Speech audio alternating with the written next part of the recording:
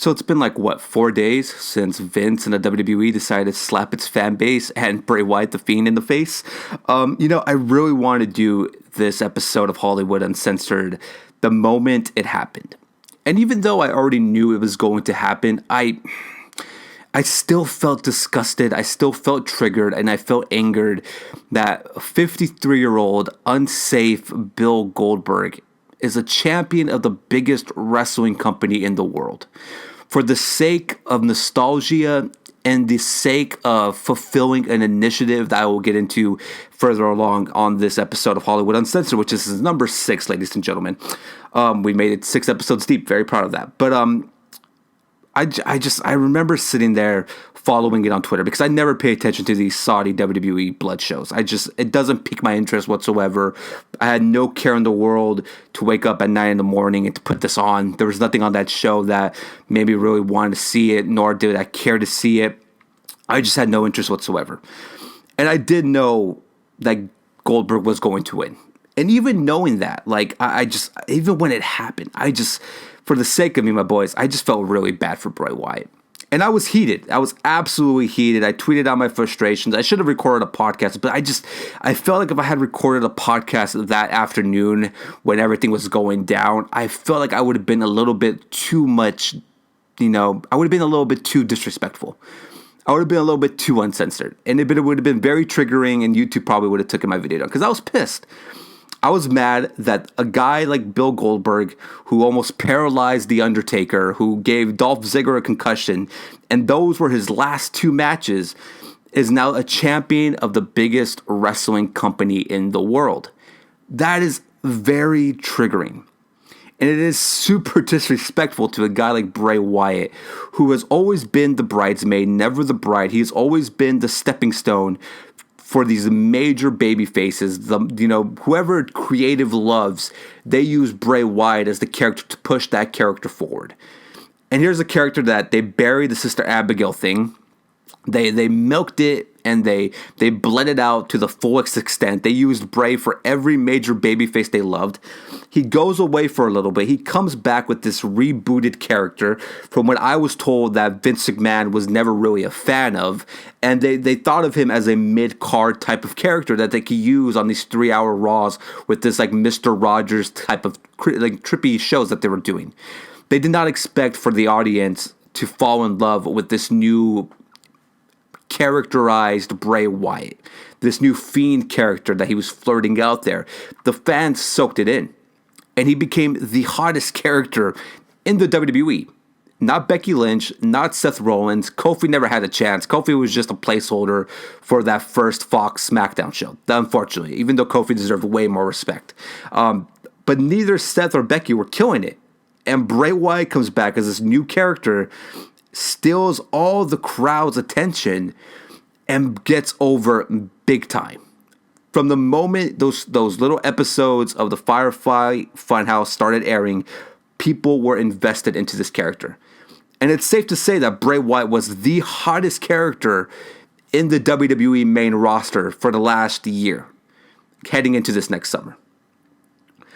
But Vince, according to what I was told, Vince was not really that big of a fan. He saw him as a mid-carder. But after that SummerSlam, when Bray successfully debuted the Fiend character against Finn Balor, they saw lightning in the bottle. Because the Fiend was pushing out merchandise and his merch was selling like crazy. So WWE took it upon themselves to try to use Bray Wyatt as another stepping stone for babyface Seth Rollins. Now, obviously, babyface Seth Rollins was a huge mistake. And I see people, WWE marks, say that was because the fans are just never happy and the fans are fickle. No, the problem with Seth Rollins as a babyface is that literally anybody could be the perfect babyface to go up against Brock Lesnar, because Brock Lesnar is, used as this monster. It's the David and Goliath storyline. Literally anybody can go over as a babyface when they're facing Brock and Paul Heyman. It's after that program, what can you do for me after that? And what we saw from Seth was a very boring, a very dull, it just didn't come off well as a babyface. It wasn't because the fans are fickle. It was just that Brock Lesnar wasn't there to be that mega monster to push Seth Rollins as a really good babyface. once Brock was gone and then they brought him back to try to push Seth again, it was clear as day that Seth is just not a good babyface.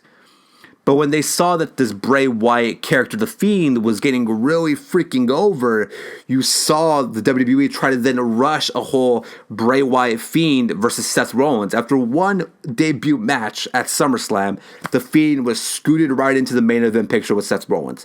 Not to be pushed, not to be built as a champion, but to be built as the guy that was going to give another little push for the babyface Seth Rollins. Because at that point, WWE was running out of ideas for babyface Seth. It wasn't clicking with the crowds. They weren't liking it. And what ended up happening there was we got the worst Hell in a Cell match in the company's history. The worst, hands down, the worst Hell in a Cell the company has ever booked in their lifetime. The fans hated it. The AEW chants were very loud and very strong. It was just a complete cluster, and it was a disaster of a match. That match, hands down, was the worst match of last year. And you cannot compare any other bad match to that one. That Hell in a Cell match was not just a slap to both of these wrestlers. It was a slap to the prestige and the legacy that what is Hell in a Cell. So WWE panicked, and they realized that people were still going to cheer for Bray and go for the Fiend character over Seth. So with the new Fox SmackDown deal coming up ahead, the Fox executives didn't know who they wanted. They wanted Brock and Bray. Vince told them no. They literally said, we'll want Bray over Brock, which is why Brock went back to Raw and Bray went to SmackDown as champion, because that was WWE's reboot button. They saw the wheel spinning. I'll give WWE the one credit they have. They're very well at adapting to the new scene faster than usual. So they saw that people were off the Seth Rollins bandwagon, and they went all in on Bray Wyatt the Fiend, because that is what the Fox executives wanted. They couldn't have Brock and Bray. They'll settle with Bray because he's the most hottest star right now, and he's the one outselling everyone on t-shirts and boxes and puppets. Bray was killing it.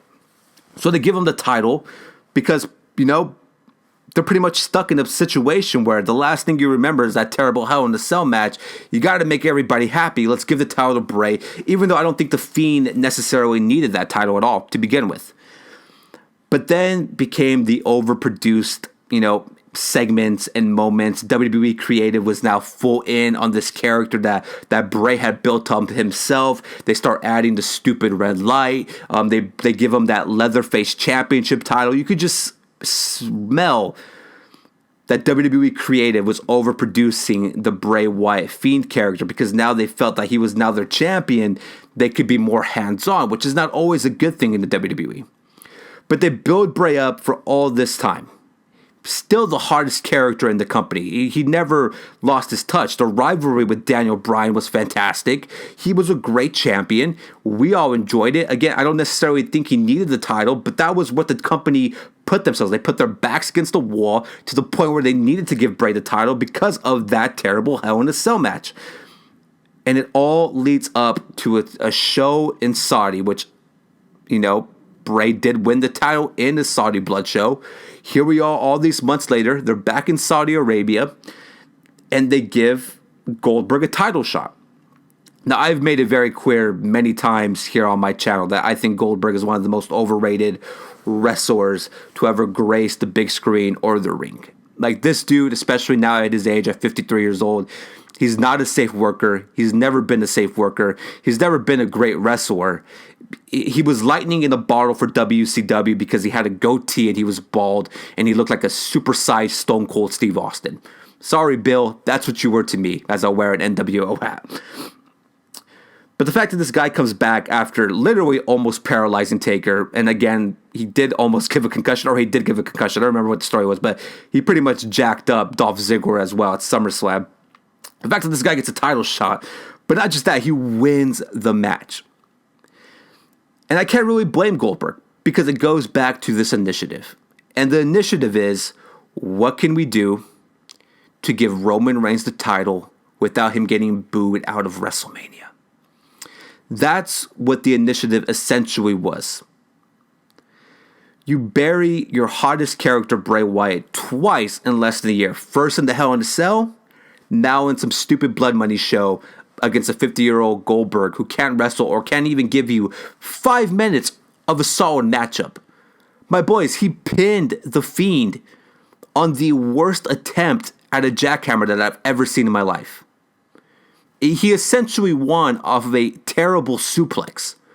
Because Goldberg, at 53 years old, can't wrestle to save his life. Like, if we think The Undertaker's bad, and if we think The Undertaker needs to hang it up, Bill is way ahead of that curve. He's jumped the gun on that one. This guy can't give you 5 to 10 minutes of a solid match where he's able to hit his maneuvers without endangering the wrestler he's working against, which, God bless Roman's soul, I hope the kid gets out of WrestleMania with the title, and he will, but also not with some ridiculous injury that he might sustain because Goldberg thinks he can still hit these movesets when he obviously can't. But this initiative to have Bray lose the title was all because they wanted Roman not to be booed out of WrestleMania this year, WrestleMania 36, which is in Tampa Bay. Essentially, when Goldberg came back, I started asking people around that would know stuff, sources that would know, like, there's no way they do this. And they told me it was an option. Then they told me that it was option A. So I knew for weeks that this was going to happen.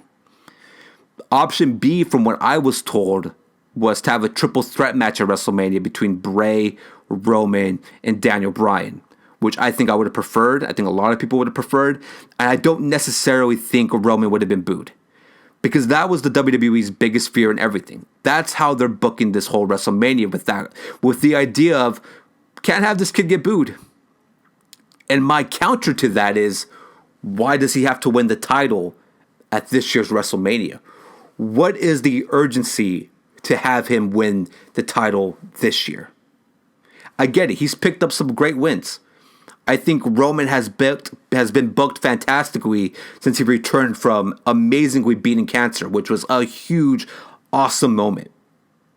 And they booked him greatly. His rivalry with Daniel Bryan, what he did at Survivor Series with Keith Lee, making Keith Lee look like a superstar, but still picking up that W, but it didn't feel forced. He was killing it in those mid-cardy rivalries. Him and Daniel killed it off. The end game wasn't that great, but the whole story there was fantastic. The stuff with Rowan, I really liked what they did there. I thought the Baron Corbin rivalry, they did a little bit too much. They extended that rivalry for way too long, so it eventually kind of got a little bit too old. Not a little bit. It got really old towards the end when they continuously gave us Corbin versus Roman. Because in the beginning I was fine, but like continuously giving it to us, that was a mistake. And now here we are. He won a bunch of matches leading up to this, so I get it. But like, for him to just be granted this title shot because he comes out and says, I'm next, to me, doesn't sit well because it just could have been booked better. Now, if you wanted Goldberg versus Roman, you could have had that match and completely left the title out of the picture. Because I'll let you know right now, I much rather see Bray Wyatt, The Fiend, versus John Cena for the title than Roman versus Goldberg. To me, the story of John Cena trying to beat Ric Flair's record to go for championship number 17, but he has to face a demon from his past that is now rejuvenated in Bray Wyatt, The Fiend, that to me makes a lot more sense and looks a lot better than what we're going to get right now. Because Goldberg versus Reigns doesn't need a title to tell a story. Titles don't always need to be necessary for programs. Like Moxley and Jericho at this week's Revolution. That storyline needed that title to make that storyline work. But a storyline like Roman versus Goldberg doesn't. Because with AEW, there was a build to it for weeks and weeks and weeks. Jericho's undefeated in AEW. Moxley was undefeated in AEW. Now they're fighting for the most prestigious title in the company. Goldberg is gone, hasn't wrestled since the summer. We haven't seen him since August. We're in February, heading into March. Roman has been in rivalries with Daniel Bryan and Baron Corbin. It had a fantastic Survivor Series. And now they're both probably main eventing WrestleMania for the title. Stuff like that doesn't necessarily need a championship. If you wanted, and I know nothing makes Vince McMahon harder, not even a blue pill, than having a Roman and Goldberg in a spear off. I get that. doesn't need the title, my boys. It just doesn't. You could have had that moment where Goldberg comes out, acting like a boomer, saying he's still the best in the game, that nobody, no new age person in the back could wrestle him whatsoever. You could have still done that. And then you could have had Roman walk out there and be like, I'm going to take this old guy out of town. I'm going to get rid of Goldberg. And the crowd would have reacted very strongly. Because now what you have done is set up a WrestleMania 20. And what I mean by WrestleMania 20, I mean Lesnar versus Goldberg with Stone Cold as a special guest referee, where both men are being ruthlessly booed out of the building. The only one that's getting the cheer is the special guest referee, which is Stone Cold Steve Austin. Because now you're forcing your audience to cheer for Roman Reigns. It's not natural. And the fact that WWE continues to make this mistake whenever they decide to push Roman Reigns is just so absurd to me. When the solution is so simple. Roman being forced down people's throat didn't work before, so why would it work again? Because, yeah, sure, the kids aren't going to understand it, but the casuals are probably not going to understand it either. But the diehards and the ones that watch this stuff religiously on a weekly basis and then follow it here and there are going to realize, oh, he's only facing Goldberg for the title because Vince doesn't want us to boo him. Well, F that. Let's just boo both of them. Why are we going to cheer for one or the other? Because this is how the match is going to go. The Undertaker's entrance at WrestleMania, I guarantee you, clip this. And remember this, I guarantee you that the Undertaker's entrance at WrestleMania 36, when he faces AJ Styles or when he teams up with Aleister Black to face the Club, that there's still a lot of that's still up in the air. I guarantee you the Undertaker's entrance will be longer than the actual Goldberg-Roman Reigns match. They're both going to walk out very similarly, whatever. They're going to walk out the same. They're probably going to get very similar pop, even though I'm pretty sure Goldberg will be booed heavily more than Reigns. They're both going to get into the ring. They're going to stare at each other for 5 minutes. I would not be shocked if Roman or Goldberg hit a spear right off. Try to get the quick 1, 2, 3, kick out. We'll see 7 to 8 Superman punches. We'll see Goldberg hit his movesets as terribly as he does it now because he can't hit any of his movesets except the spear. And when he hits you with the spear, I've noticed every wrestler's neck is just like ruptured back because this guy just puts all his weight into the spear at his age because he can't hit it anymore. Roman's a little bit safer because he kind of lifts you up and brings you back down. No, this guy just collides with you. He'll try to hit the jackhammer. He'll probably, again, botch it. He'll turn into a suplex. Roman Superman punch, probably 2 to 3 spears, 1, 2, 3. Roman Reigns is the new Universal Champion. And the crowd's going to hate it. Because it's going to feel forced. It's not going to feel natural. You could have went the natural route. And if the plan was always to have Roman versus Goldberg, then you should have just given Goldberg the title a long time ago and built to this moment. I would have much rather preferred, even though I would have hated it as much as I do now, because there was no reason and there should be no business necessary to have 53-year-old Goldberg as the champion of your company. Shouldn't happen. And I know that people make the comparison to Chris Jericho, the WWE marks who defend this company like Vince really cares. You cannot compare Jericho to Goldberg, and here is why. And this is what was triggering to your boy. You cannot compare Jericho to Goldberg because Jericho actually works more than 3 times a year. And even if you forget all that, if you forget about what he's done for New Japan and AEW, let's say you want to strike that from the record, fine, there's still one more fact that strongly defends why Jericho and Goldberg are not comparable at all. It's the fact that Jericho goes out there and could put on at least 20 minutes of a really good wrestling. He could wrestle 5 minutes of a really good wrestling match. Goldberg can't. And when Jericho goes out there, he's not doing movesets that he knows he can't do, but he's going to do it anyways because he knows it generates a pop. He doesn't put other wrestlers in risk of getting injured like good old Bill does. And that's just the bottom line there. So the comparison is stupid. to compare Jericho and Goldberg, come on, what are we doing? Do we really need to defend the WWE that much from their stupidity decisions? Not to mention, I saw other people bring up the fact that, like, oh, Vince and the WWE gave you guys what you wanted last year. Oh my God, what an inconvenience for us that they can't give us 2 solid years of just booking things correctly. Think about this year's WrestleMania. The year is 2020, and pretty much the matches are Roman versus Goldberg, Bray versus John Cena, The Undertaker versus AJ Styles, and Edge versus Randy Orton. In a year that they're trying to push the NXT brand while they go up against AEW Wednesday night and they're getting their ass kicked every single Wednesday night, they're bringing back all the relics of the past. This old school versus new school mentality for this year's WrestleMania, I don't get it. Especially in a year or in a season, whatever you want to call it, where this year's or this like seasons, because for me in wrestling, there is like a season in wrestling, for WWE especially. Like, the season for me starts the first night after WrestleMania and the season ends at WrestleMania. At least that's the way I've always viewed it. As somebody that used to play like SmackDown versus Raw, that's the way I've always saw it. In a year where they had one of their best Survivor Series ever, where they saw that this NXT talent is super over on the big stage on their main roster, you would assume that they would try to push that as well at this year's WrestleMania. The Keith Lees, the Matt Riddles, the Pete Dunnes, the Adam Coles, the Undisputed Eras. I know we're getting Ripley versus Charlotte, but I feel like there's so much talent there. I mean, I know NXT has their takeover in Tampa, but I think that's on Friday night. So you could have had it. You did it during Survivor Series weekend. They had a takeover, and then they had the show the next day.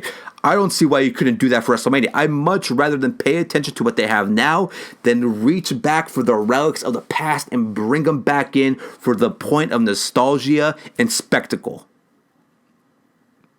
Bray Wyatt, the Fiend character, should still be the champion. Goldberg Reigns did not need the title. It wasn't necessary and it wasn't needed. And nor do I care to see Goldberg work. Now, if I would have done this podcast on Thursday, your boy would have been mad disrespectful towards Bill. I really would have. Because I think he's a joke of a wrestler. And that might give me hate, but I've always thought this. So this isn't something new that I'm like presenting here on the channel. I've always dissed Goldberg. Because I think he's an unsafe worker. And he has no business to be a champion on the world's biggest wrestling company when there's way more talented people that deserve that push and that rub. And the fact that this continues to be a thing in WWE just makes it just more stupid, man. When guys like CM Punk had to drop the title instead of just having Punk, Rock, and Cena in a triple threat match, that was stupid. When a guy like Kevin Owens, who had the hottest rivalry and storyline with Chris Jericho, has to drop his title because Goldberg Lesnar has to happen at WrestleMania. This mentality that this has to happen at this year's Mania is so stupid. Like, Roman doesn't need to win the title at this year's Mania. You could have that anytime. Unless the coronavirus wipes us all out and this is the end of days, then fine, I understand. I get it. But we don't know that yet. There is no sense to have like Roman has to win it and he has to beat Goldberg and he also cannot be booed out of WrestleMania. That the fact that there has to be like these 3 things for Roman to get over. And this is not a shot at Roman Reigns. I feel for the kid because he's worked his ass off to get back in this opportunity. But his payoff should have been against Bray Wyatt's The Fiend character. He should have been able to have that Mania match where he knows that he's going to have a really decent match. Because look at all the main event Manias that he's had, they've all been snooze fest. Maybe except the year that Seth Rollins cashed in his Money in the Bank. Maybe that was the one year that wasn't like the big snooze fest of a Mania. But his matches with Lesnar, his Mania match with The Undertaker, they all have been just snooze fest after snooze fest. And instead of finally giving him Bray Wyatt, the Fiend character, which would have been a banger of a match because Bray's Fiend character is such an easy character to write into a storyline. Him and Roman, especially the past that they've had together, would have been a banger, my boys. And they disallowed it for Bill Goldberg, 53-year-old Bill Goldberg. It's very distasteful. It's very distasteful and it's very stupid in my opinion. And I am just appalled that they made that decision. And it was funny when he came back and just knowing that they were going to do that and talking to my sources to them being like, yup, that's the end game. And me still, and I told a lot of people from GCF on Mats and Marks every Wednesday night on free admission that I was preparing them because I knew it was going to happen. But once it was executed, I felt a certain way. I felt very triggered. And that's how SmackDown's been, man. SmackDown has been trash in 2020. And I'll say it right now, Monday Night Raw, Paul Heyman is killing it on Monday Night Raw. Raw has been the superior brand to SmackDown since the new year started. And that's just facts, my boys. Obviously, I try not to make Hollywood Uncensored a wrestling podcast because I do like enough wrestling stuff here on my channel, but I needed to get that out because I know we talk a lot about wrestling tomorrow with the top 10 reactions and then Wednesday nights on Mats and Marks, but I just need to get that out of my system and just say how stupid a decision it was to give Goldberg the title. It's just dumb. Just incompetence at its finest. It's just a dumb decision that doesn't help anybody at the end. This initiative to not get Roman booed, it's really going to bite everybody's in the ass, and it's just going to be very interesting to see how they pull that off. Because I'm telling you now, judging by the reaction we saw on this week's SmackDown, we got another WrestleMania 20 coming on our hands. I think Roman will be very engaged, and I truly do feel bad for Roman at the end of the day as well, because obviously this isn't his decision. This is the spear off. And again, I guarantee you the Undertaker's entrance will be longer than Roman Reigns versus Goldberg at this year's WrestleMania. I guarantee it. And if I'm wrong, bring this clip back up. This episode back up. I highly doubt, or I doubt that match goes longer than 20. Because the dude could barely work 5. And I'm not talking about Roman. I'm talking about Bill. And then on a week that the WWE literally just spat in the face of their customers and their fan base by saying, we don't care what you really want, we're going to give it to Goldberg anyways. Dealing with that, AEW possibly gave us the show of the year. I didn't watch Revolution the day of. Your boy was out, doing some stuff. So I watched it on Sunday. And usually I don't watch wrestling shows once the results are already online. And most of the card was spoiled for me because it's impossible to be on Twitter and not see all the spoilers from AEW Revolution. So usually when I see stuff like that, I usually just don't bother watching the card. But for whatever reason, I really wanted to see Revolution because a lot of people were saying that AEW just hit a massive home run on Saturday night. So I went back to watch it yesterday. 3-hour show. On YouTube, by the way. I don't know if TNT, I don't want to give them ideas, but like the whole show was on free on YouTube. That's how I watched it. Fantastic card, though. Unbelievably fantastic card. The AEW has been so good in the year 2020. It is unbelievable. They are just hitting home run after home run. The build to AEW Revolution was fantastic. The promo packages for every single match were amazing. I had a problem with some of the tempos here and there. This is me being very nitpicky. The crowd didn't have the same energy you get from like an AEW Dynamite crowd. They're very like on and off. A lot of the matches did stretch a little bit, but all in all, and the women's match was not good, but it's to be expected. They're still really building that women's division. Nyla Rose is fantastic though, but they got a lot of work to do with the women's division. But that's just nitpicky like stuff. Oh no, they probably gave us one of the greatest tag team matches that I have ever seen in my life. Hangman and Kenny versus the Young Bucks was such a banger. It was such an unbelievable matchup from storytelling to pace, tempo, end results, building to certain moments that I'm sure is going to happen in the very near future. That tag match between the Young Bucks, Kenny and Hangman, was so unbelievably good. It was, in my opinion, the greatest tag match I have seen in the last 5 years was the Golden Lovers versus the Young Bucks, which happened a few years ago in New Japan Pro Wrestling. This one took the cake. And to think that Hangman and Kenny was never the plan, but they just lightning in the bottle, it just worked. They're the Luger and Sting of AEW, easily.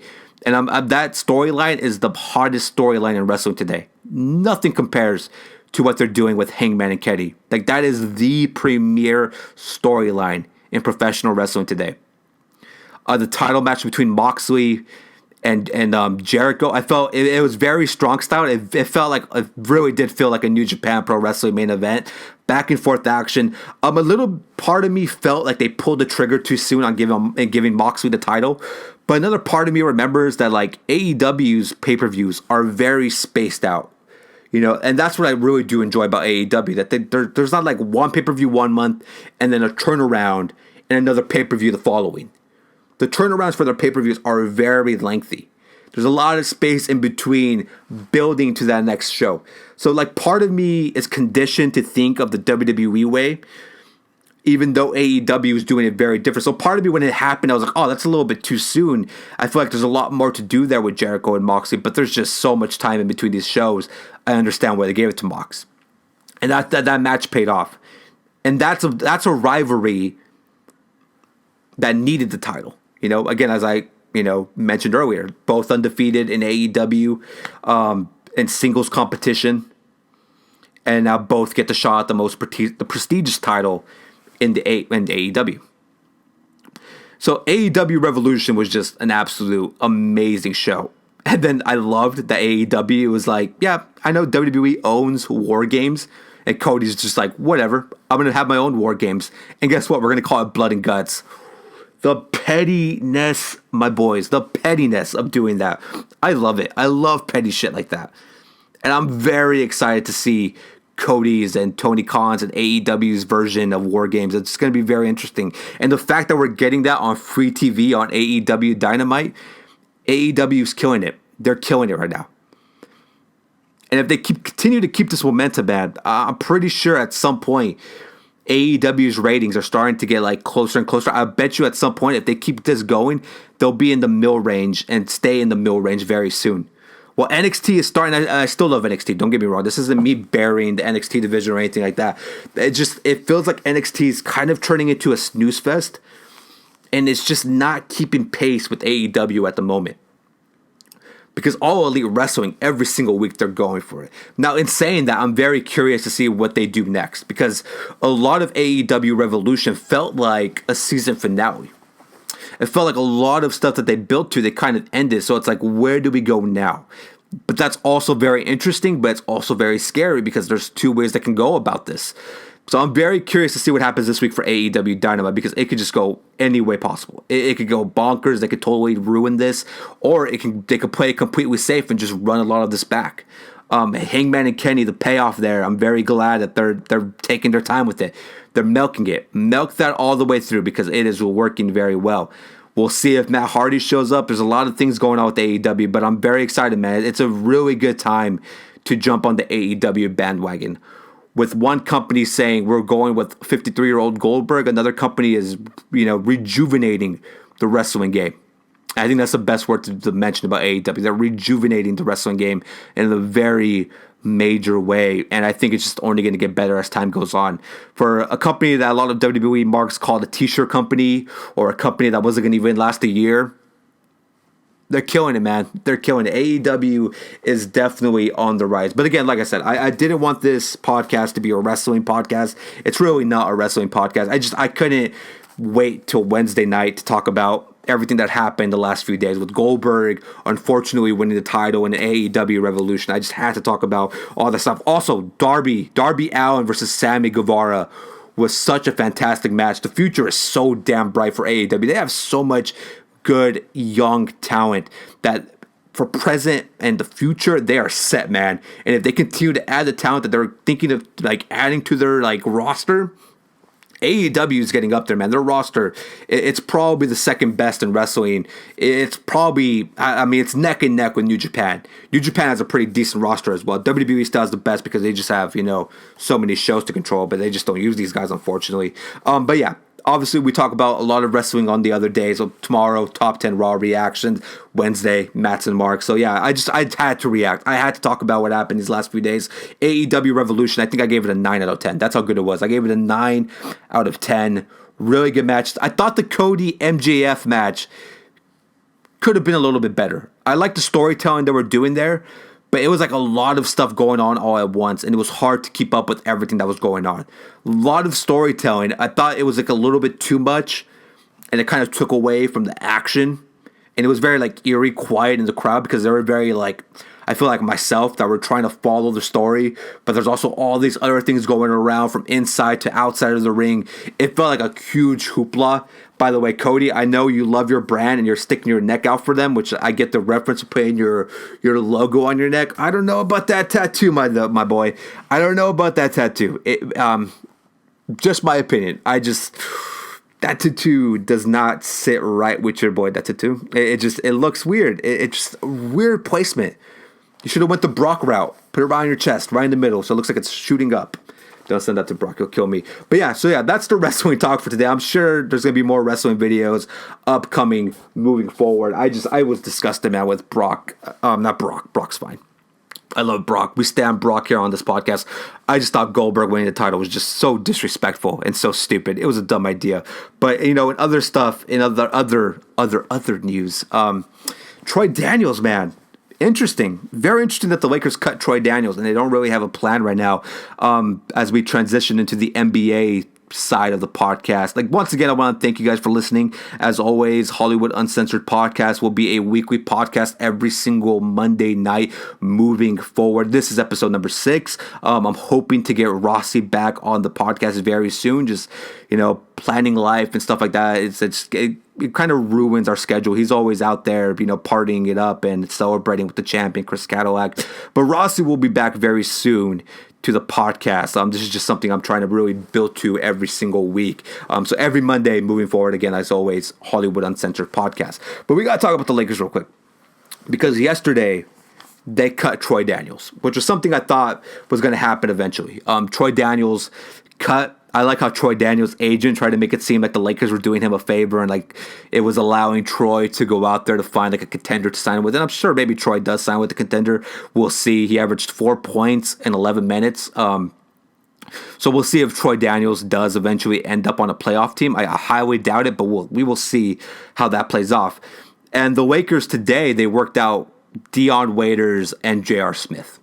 Now, that's been the argument on Twitter for the last 24 to 48 hours. And people are adding Jamal Crawford. I don't know why. I think Jalen Rose even said, what about Jamal Crawford? I think Jamal Crawford's nice. I just don't think he fits in what this team wants or what they really need. At the end of the day, I fully believe Dion Waiters will be the one that the Lakers sign. I think it has a lot to do with, Dion is younger. He still has the ability to have potential. We've seen what he's been able to do on contract years, especially like when he lit up in Miami before Miami gave him that like ridiculous 3-year deal. That contract year he had in Miami after leaving OKC, he was really good. Like isolation, really good. And I think the key difference between him and J.R. Smith, other than the age, is that Dion can actually dribble the ball. Like J.R. Smith at this part of his career, and this is not going to be his second year out of the league, he's a spot-up shooter. He may be a little bit better than Troy Daniels, but he gives you a lot of the same stuff. He's bigger in size, but like he gives you pretty much essentially what you have in Troy Daniels, where he has to run off the pick and roll and catch and shoot.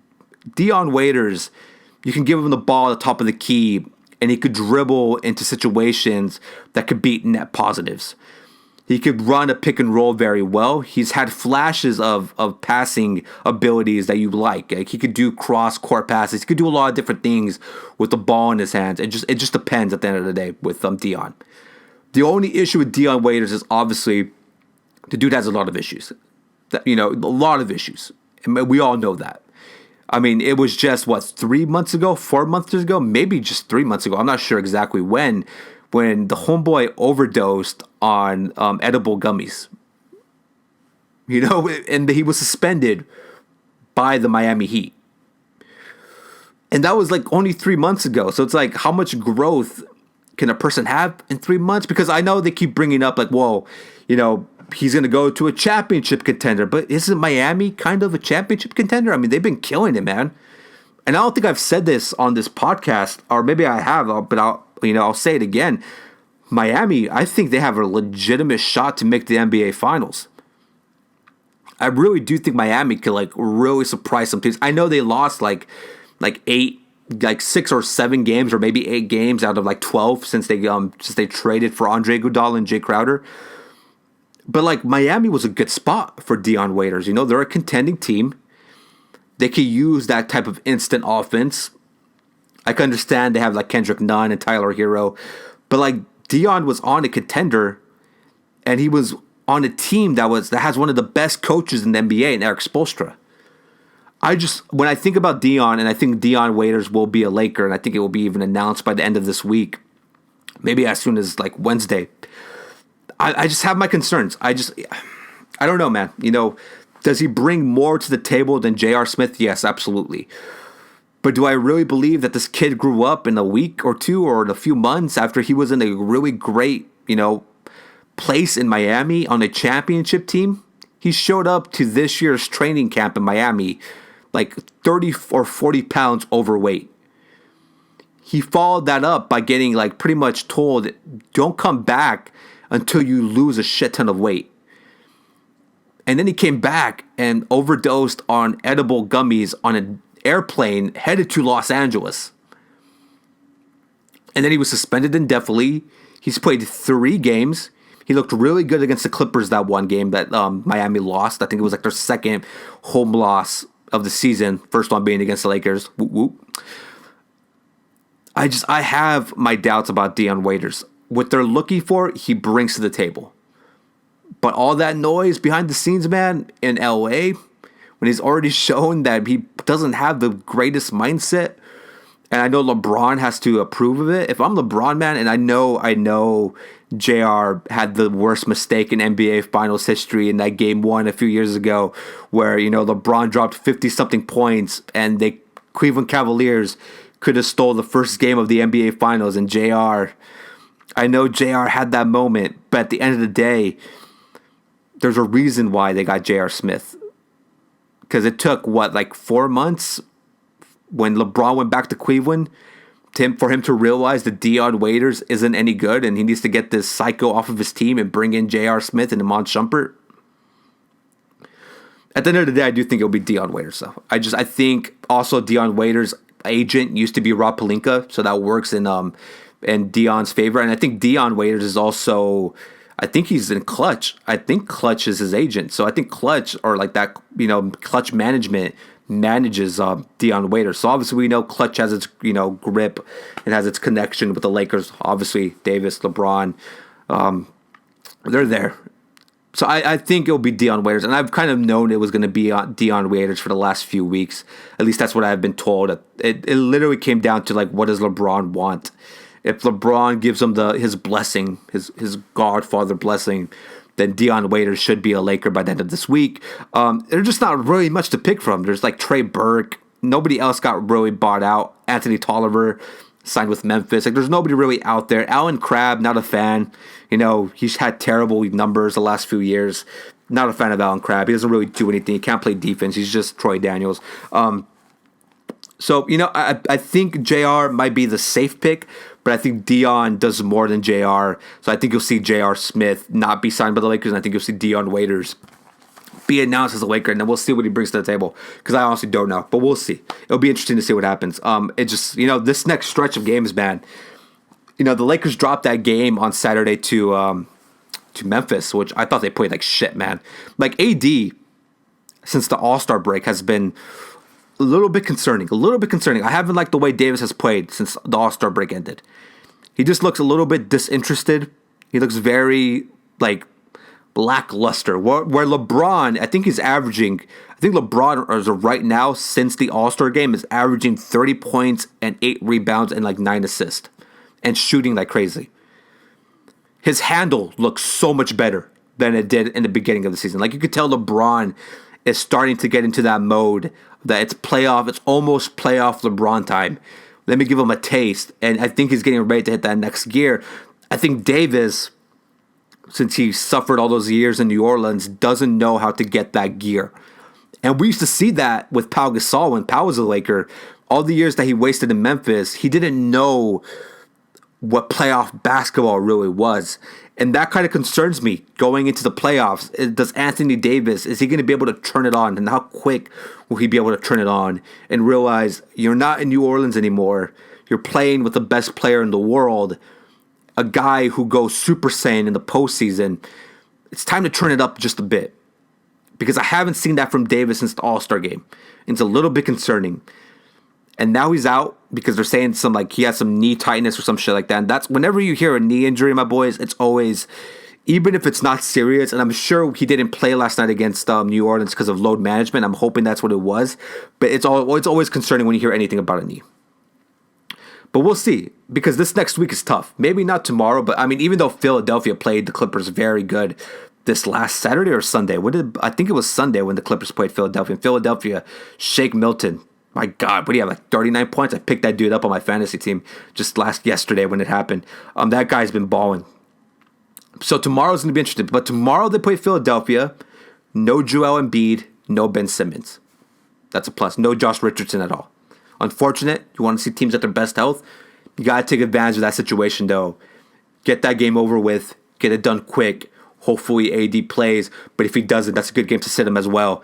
Because the next two, my boys, it's death row. This weekend for the Lakers may be a preview of the conference finals and the NBA finals. Because they play Milwaukee on Friday against Giannis. You know who's going to play that game. That whole team's going to play that game. Milwaukee just lost to Miami tonight, and Giannis only had 14 points, which is shocking. That's what I'm telling you. Don't sleep on Miami. Don't sleep on Miami, folks. And then they play the Clippers on Sunday. So that's death row right there. That is possibly their conference finals matchup and their NBA finals matchup. And both those teams, the last time they played the Lakers, embarrassed them. Those two teams are built to beat the Lakers. Why? Because the Lakers don't have a wing that could defend Giannis or Middleton or Paul George or Kawhi Leonard. So this is a very big weekend. If I'm the Lakers, I sit AD tomorrow because then he has Wednesday and Thursday to heal up and practice. You got him ready for Friday and you get him ready for Sunday because these next 2 games ain't no joke, man. Or these next 3 games ain't no joke. And then I think they have to play Utah 2 more times. They got Brooklyn coming up. This schedule gets tough, man. And I think the Lakers have the 9th easiest schedule. I don't know how. Go look at the Lakers schedule. I know they have some winnable games here and there. Brooklyn, obviously, without Kyrie now. But Spencer Dinwiddie, that dude's a bad dude, and he should have been a Laker, damn it. But this week is going to be interesting. Philly, Milwaukee, Clippers. Tomorrow's a must-win because those 2 games are toss-ups. They can't play around tomorrow, and they do that a lot. They got to go into tomorrow, get that done, and just sit back and relax and get ready for this weekend because this weekend's going to be a blood match, my boys. This week is probably their toughest weekend, their toughest schedule. And the way they've been playing after winning 7 in a row, very uninterested, I guess. I'm having my concerns, man. I think LeBron is on Super Saiyan mode. And I might piss some people off, but I think LeBron James, is starting to make a run for that MVP award. And I know that's going to piss off the Giannis fans and the Bucks fans and the Harden fans, but don't sleep on LeBron James for MVP this year because he's balling, my boys. He is absolutely balling. In movie news, though, we're not movie news. I heard The Invisible Man made a shit ton of money this week, and I really want to see it. Maybe I'll watch it tomorrow. I don't know. But I know Invisible Man. I'm hearing good things, man. My boy that was in, what's that? Haunting of Hill House that was on Netflix. He's in that, even though he's the Invisible Man. Funny story, not funny story, but originally Johnny Depp was supposed to be the Invisible Man. When Universal was trying to make it like it's a monsters universe with like Dracula and Wolfman, and Johnny Depp was going to be Invisible Man. Obviously, that monster universe, as stupid as it already sounded, they canned that shit real quick. And then Johnny Depp, lost pretty much, not everything. He was still being casted, but it was very hard to cast Johnny Depp in anything with the whole Amber Heard situation going on. Now, all these years later, it kind of seems like Johnny Depp was kind of set up to look like the bad guy, even though Amber Heard kind of seems like a psycho now. And now I'm hearing rumblings that might even replace her as Mara for the Aquaman sequel. But it's funny that Johnny Depp was originally supposed to be the Invisible Man. And it's funny how things work, because that movie made $26 million in the box office? That's pretty decent. And the previews looked good, so I'm very happy that movie sounds, and from what I've seen from critics and reviews, it looks like it's a pretty good movie. So maybe I'll check out Invisible Man really soon. Maybe I'll check it out this week or this weekend. Very interested to see that. Maybe that's what really sparks the Monsters universe that they truly want. Drake dropped new Heat. I have not listened to it yet. I'm holding off on that. I like listening to it Drake is a religion, my boys. It's almost Drake season. We all know it. It's almost summer 20, my boys, and that's when the Drake music starts dropping, and then we get some new heat. The fact that he's just dropping this music just to drop it is hilarious to me, because that means the album is going to be fire. All right, let's jump into the questionnaire part of Hollywood Uncensored. We only got 2 questions for this week, my boys. Question number 1, where does Tom Brady go? Do you think he leaves the New England Patriots? Where does Tom Brady go? I still think he goes back to New England. I think this is all just a setup to disappoint everybody. Would I love for him to sign with the Raiders? Yes, but I thought they had a chance originally. If you were to ask me this question in January, I would have said Tom Brady is going to the Raiders. Now, as time has passed, and now that the Raiders don't seem to be that interested in trading Carr, I think they know they have no shot at Brady. I think you'll see the Raiders possibly go for like Marcus Mariota. I think that's somebody the Raiders will go for as a backup, as an insurance policy if the Carr doesn't improve in Vegas. I think the only team that Tom Brady might leave New England for is the Tennessee Titans, because they have the pristine opportunity just to sign Tom Brady. You know, all they have to do is not franchise tag Ryan Tannehill, trade Marcus Mariota, which is easier to do than the Raiders trading Carr. And they just opened, the door for Tom Brady to be their starting quarterback. I don't see Brady leaving New England. It's one of those things where you have to see it to believe it. If he went to the Raiders, forget it. I would be so unruly and so annoying if the Raiders got Tom Brady. It would be a dream come true if Tom Brady came to the Las Vegas Raiders. It would be a nice, conclusion, because I like to think that the Gruden's Raiders are what made Tom Brady. Shout out to the Tuck Rule. Still have nightmares of that. I remember I was very young when the Tuck Rule happened, man. I remember my dad being absolutely devastated that day when we pretty much got screwed out of going to the Super Bowl. The Tuck Rule, in my opinion, was the first chapter of the very long, lengthy book of the Tom Brady saga. And what a better way to end it with John Gruden on the Raiders in a very beautiful stadium in Las Vegas, right next to the Strip. I think that would be very interesting. I still think he stays in New England, though. I don't see it happening. I think he's going to end up staying there regardless.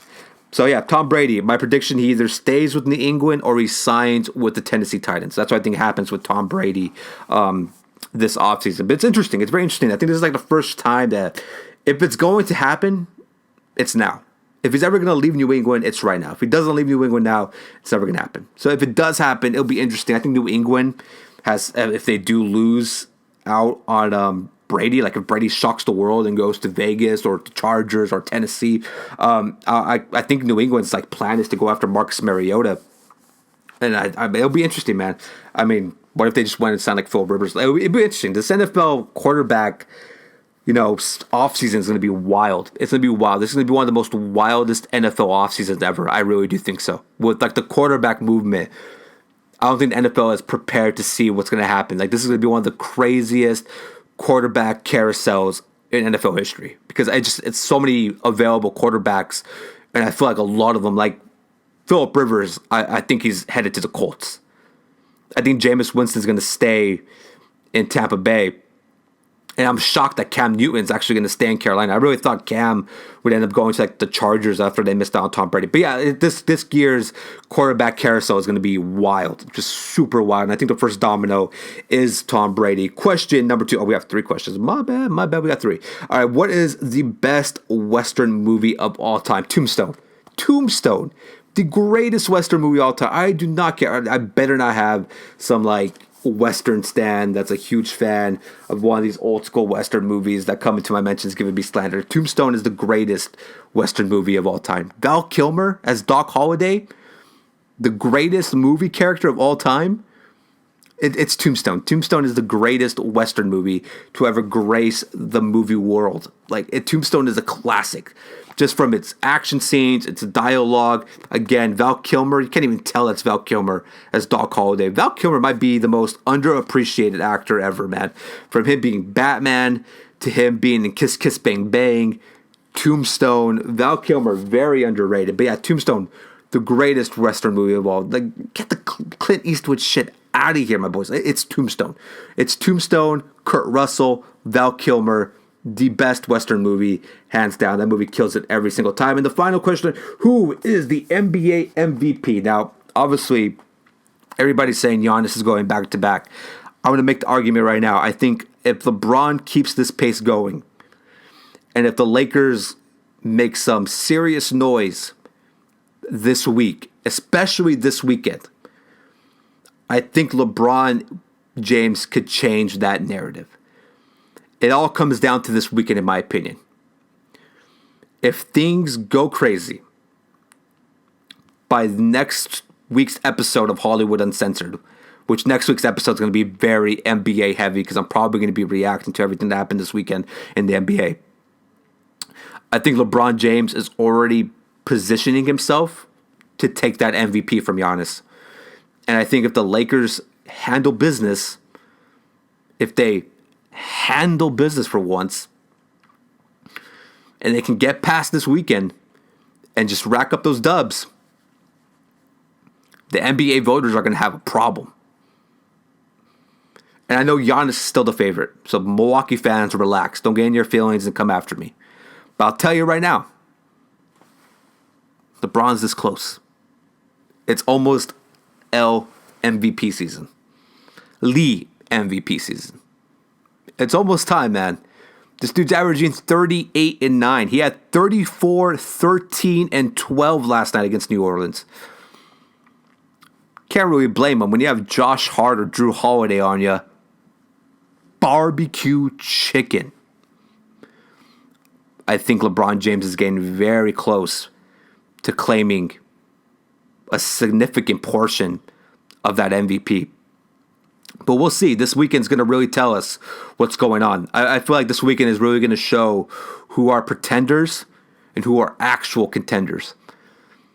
This weekend's going to be stressful, my boys. It's going to be very stressful. But my boys, this has been episode number 6 of Hollywood Uncensored. We went through everything. We went through Goldberg, AEW Revolution, the Lakers, what they're going to do with that open roster spot. We talked about Tom Brady, the MVP award, Invisible Man, which I still need to go see. I probably won't do a review for it because everybody else's review is on there. Real Rejects. I watch their reviews usually. Real Rejects. I've always been a fan of them, man. That's one of my favorite YouTube channels. They already have like almost 1 million subscribers, so you guys don't need the free publicity. I do. But you guys kill it every time. So I'm big fans of Real Rage. I saw their review for Invisible Man. That got me excited for it.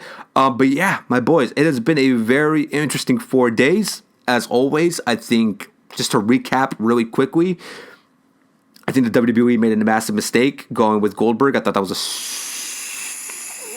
stupid idea.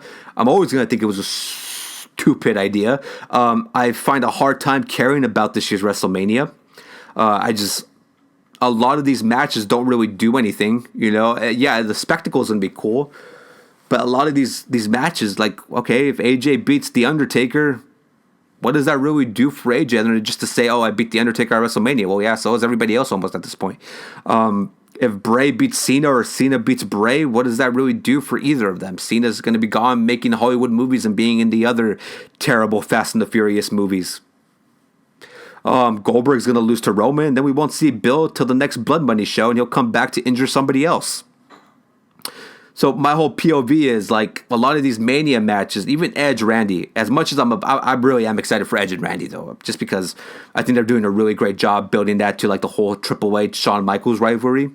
So that one could be very interesting moving forward. But my whole take on this whole thing is, what is the end game in a lot of these? Like, Taker, AJ. Okay. And from what I've heard, it might not just be Taker, AJ. It might be Taker, Alistair versus the club.